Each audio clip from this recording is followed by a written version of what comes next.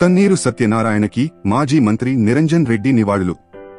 మాజీ మంత్రి హరీష్ రావు తండ్రి తన్నీరు సత్యనారాయణ కొద్దిసేపటి క్రితం మరణించారని తెలియడంతో మాజీ మంత్రి సింగిరెడ్డి నిరంజన్ రెడ్డి హైదరాబాద్ కోకాపేటలో ఉన్న క్రిన్స్ విల్లాస్ లో హరీష్ రావు ఇంటికి వెళ్లి పార్థివ దేహానికి పూలమాల వేసి నివాళులు అర్పించారు.